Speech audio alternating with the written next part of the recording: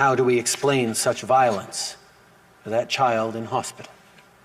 How can we look families in the eye and say Islamophobia isn't real?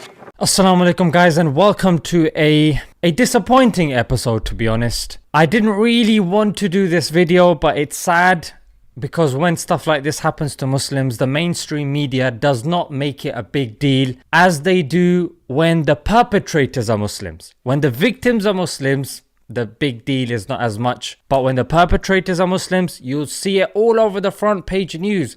LBC will be discussing it. There'll be calls to reform the religion. You'll see all of this. However, it then falls on our shoulders as the small content creators that we are to put this message out there. That's a genius.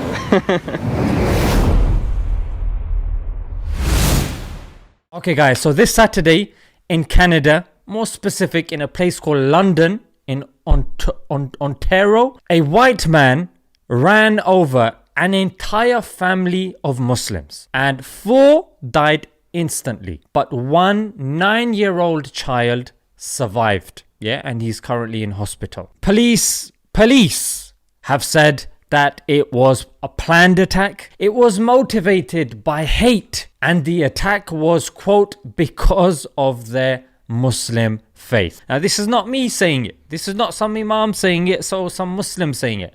These are all quotes from the police. Now, I think it goes without saying that this is an abhorrent, a disgusting, a malicious, a racist, Islamophobic attack. It goes without saying. Yeah, the Prime Minister, Justin Trudeau, kudos to him because he has used words like Islamophobia, it's unacceptable. How can we look families in the eye and say Islamophobia isn't real? When you listen to the black Muslim woman who constantly looks over her shoulder at the bus stop, fearing someone will pull off her hijab or hurt her, she'll tell you Islamophobia exists. If you listen to the parents who beg their children not to wear traditional clothes for fear of them being harassed or attacked simply for what they're wearing, I'll tell you, racism exists. Muslim families have often felt uncertain or even fearful when they go out in the streets wearing traditional garb. The speech that, to be honest, they deserve, and the reassurance rather that they deserve. However, the media on the other side, or on the other hand, has not. We are seeing words like potential terrorism charges and possible terrorism because an attack that is conducted on Muslims just doesn't qualify in the whole terrorism realm, to be honest. Why, I hear you ask? I mean, you ask a 10-year-old child this. Yeah, you ask any reasonable individual, most people know.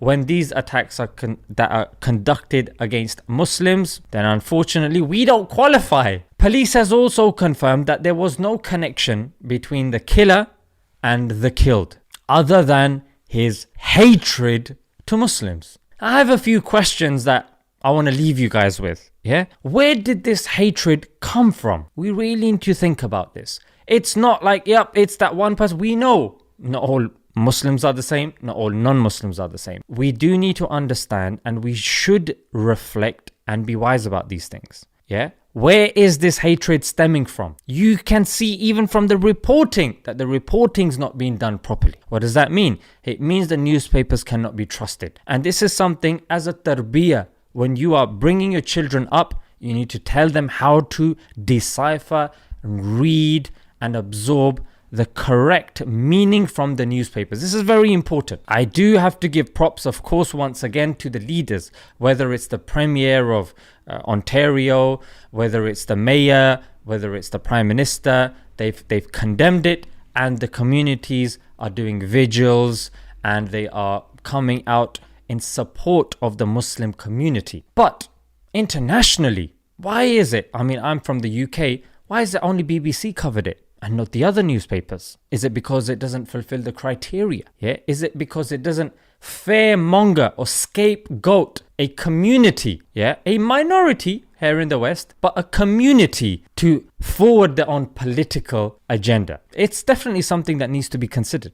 And again, why is this selective outrage? Yeah, when it comes to certain issues, they get blown up and you must condemn and this and that.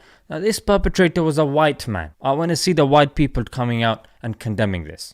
Yeah, whether he's an atheist or Christian, you need to come out and condemn this. Because anytime a Muslim perpetrates an attack, the communities come out without even being asked to come out. Yeah, but I don't see this. Last time when David Wood was eating the Quran and spitting it out, and he had two ex-Muslims on the screen laughing and mocking with him, I didn't see the Christian community come out and condemn his actions. The people in the higher echelons, yeah, or the higher echelons of the ex-Muslims. Why the double standards here? Yeah, and I think when things like this happen, especially of course what's going on in Palestine and what's happening to human rights? Where's human rights? Yeah, where's the talk of freedom of speech?